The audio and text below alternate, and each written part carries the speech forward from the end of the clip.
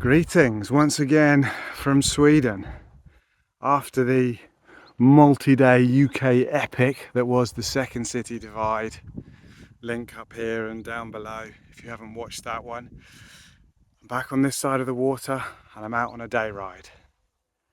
And those of you who watch the channel regularly will know that on day rides I tend to pick a point on the map, some arbitrary thing that may look interesting or just somewhere I've never been before, something to aim for. And I was going to do the same today, but then I realised that here in Simrishamn, every point on the map is new and interesting to me. So today I got nothing. I'm just heading out and pedaling, going south, following the coast, in the firm and absolute knowledge that I will come across something awesome along the way. The sun is shining, the water is calm, even the banks of rotting seagrass brought in by the recent winds look strangely lovely in this light. So yeah, I think we're set up for a good one. Heading south, let's go.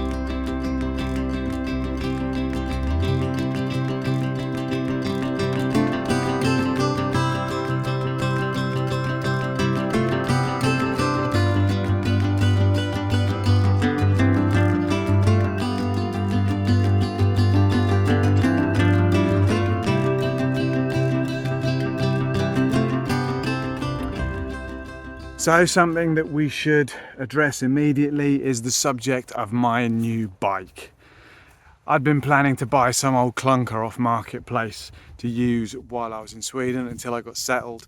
And as I was starting to look around, I was contacted by Engwe. I think that's how you pronounce the company name. They asked me if I would like to try one of their bikes and do a review of it. This seemed like far too serendipitous an offer to turn down, so today I am out on my new Engwe L20, which is probably going to cause some controversy in the comments because it's an e-bike, electrically assisted. I'm actually a massive fan of e-bikes. I think they're great and they have a big part to play in a happy and healthy society. But I'm not going to talk a lot about that today. I'm going to do a few rides on this one, get my head around it, and then I'll do a dedicated video talking about my thoughts on e-bikes in general, on this one in particular, sometime in the future. Make sure you're subscribed if that kind of thing is of interest to you. Until then, go crazy in the comments. Tell me why you love, hate, or are indifferent to e-bikes. And I just wanted to say a big thank you to Engwe, link in the description to their website, for providing me with a bike when I really needed one and quite literally making this ride today possible. Thank you very much, Engwe. Onwards.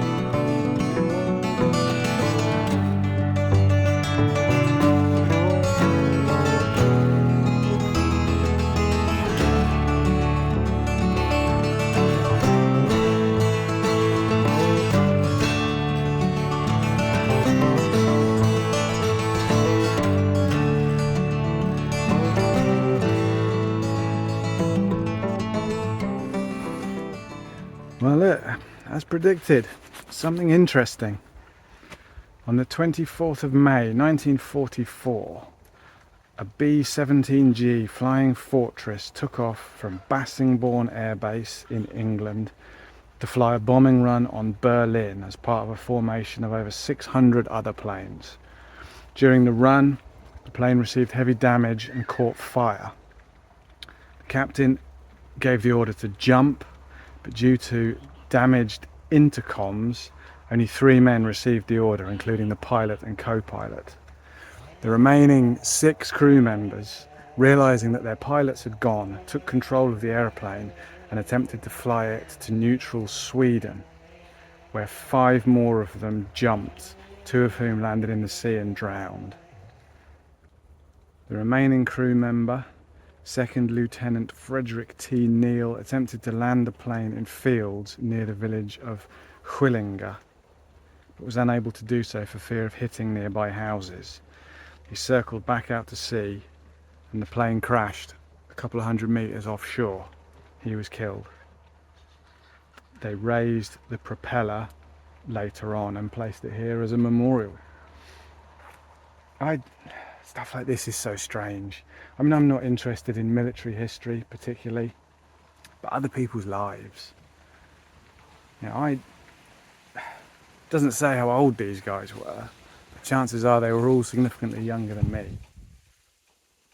Now, I know about the war. We learn about the war. I know it all happened.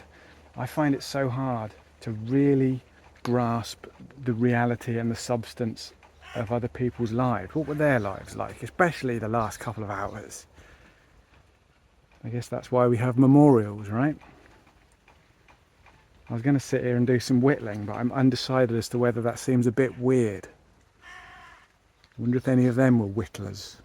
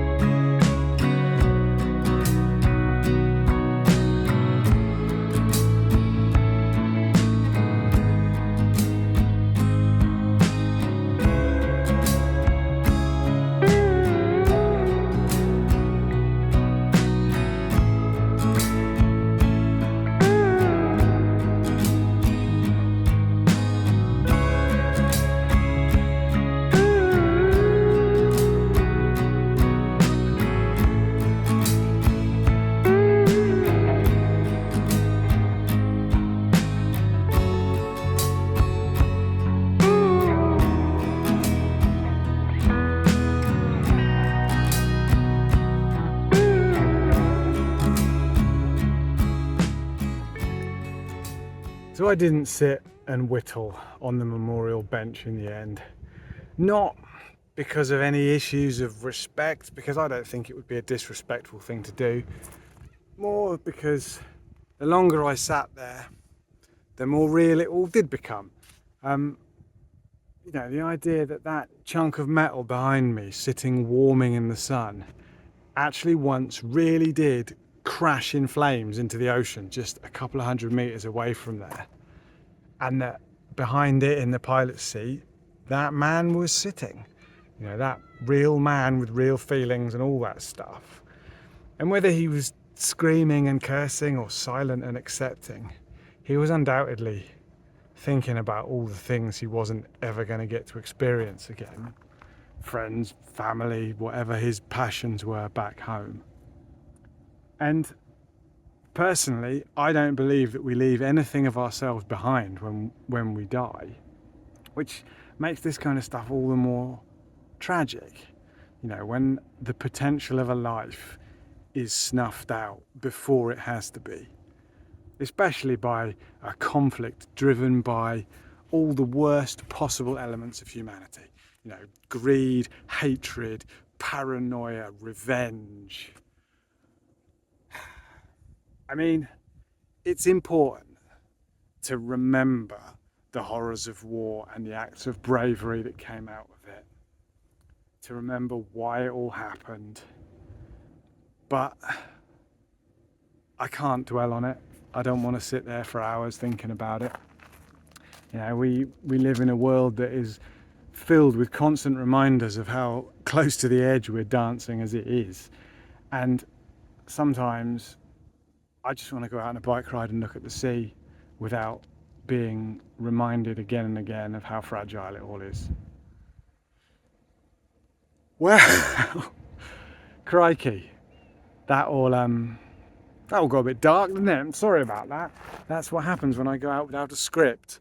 No, the next one I will try and get back to my usual jolly self. So if you're into that kind of thing, make sure you're subscribed. It will be coming along very soon. If you want to help support the channel, which is worryingly still my only source of income at the moment, you can hit the thanks button down below.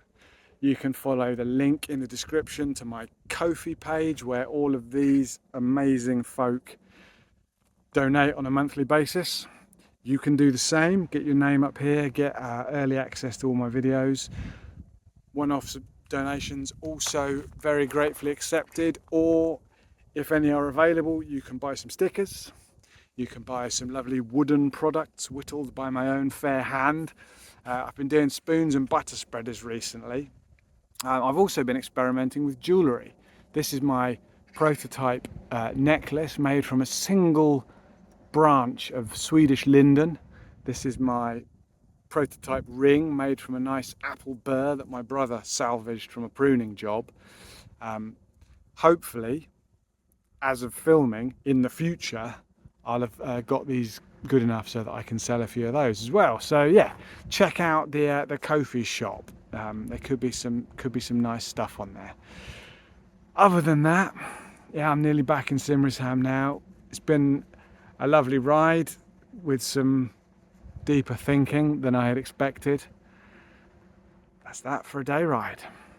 I'll see you all on the next one. Bye now.